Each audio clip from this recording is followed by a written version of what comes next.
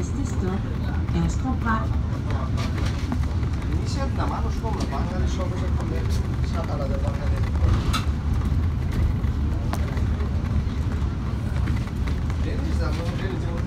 আমি মশলা দিতে এলাম, ডেনিশ দোকানে পাবো না। আমি চাল খাই, চাল এখানে পাবো না। আমি যে তেল খাই, সেটা অন্য খায়, তারা দার্জিলিং খায় না, তারা অনেক কিছু খায় না। ওরা আমি ওরা খায় না, ওরা ফালমুড়ি খায়, মানে হারাম করে মশলা নেবে, ওরা থেকে মশলা নেবে, শুক্তো খায়, এইসব পাবো করে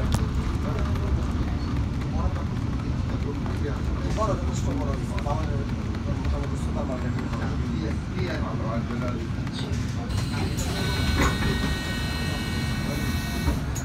না আপনার জন্য আছে একাবার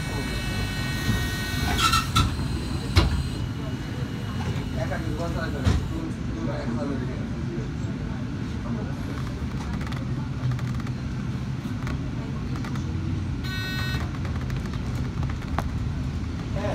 বললাম এখানে পাসপোর্ট আছে, আছে এরকম বাইরে 30-40টা এরকম আর কি ভাষা জানে, ডেনিশ ভাষা জানে, ইংলিশ জানে, ফ্রেঞ্চ ভাষা জানে।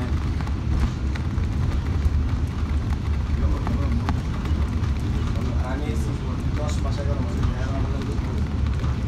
বললাম সব কিছু ম্যাচিউরিটি আছে।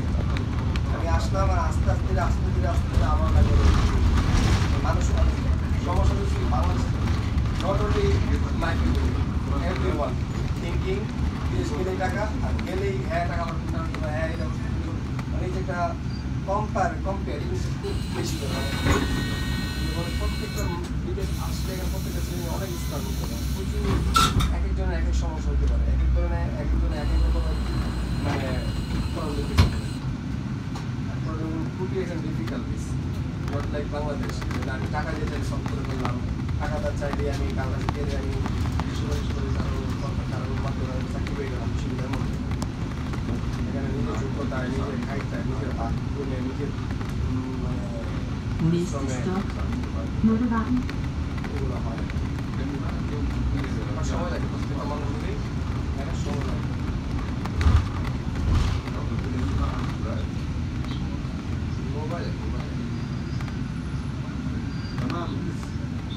আছে ওয়াইফাই নেই না, আমার মোবাইলে 100 সারা মাস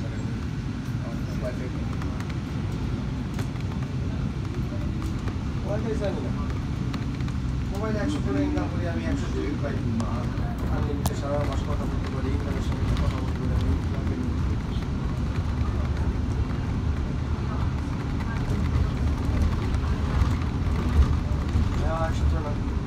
খরচ দুজনের মোবাইল খরচ প্রতি 200 টাকা, ট্রাভেল খরচ হচ্ছে প্রতি মাসে 2000 টাকা। তারপর হচ্ছে ধরুন যে বাসা ভাড়া আছে, খানা দানা আছে, তারপর হচ্ছে যে আমার সাইকেলের ভাড়া দেয়, মোবাইল যে কিনছিলাম সাবস্ক্রিপশন ফি দেয়, এরকম প্রতি মাসে এক্সট্রা খরচ আমার 4-5 হাজার টাকা, তারপরে বাসা ভাড়া দেয় 6,000 টাকা, প্রতি মাসে এখন আড়াই 2,60,000 1 লাখ টাকা, 4-3 লাখ টাকা, এরপর বাকি 80,000 পাঠাই টাকা বসে করে 50,000 টাকা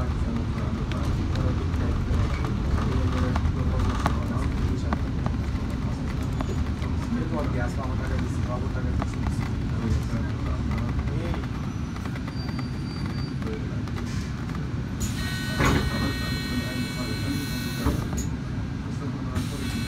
বলবো না আমার আগের মাসে করা বলে চলে গেছে,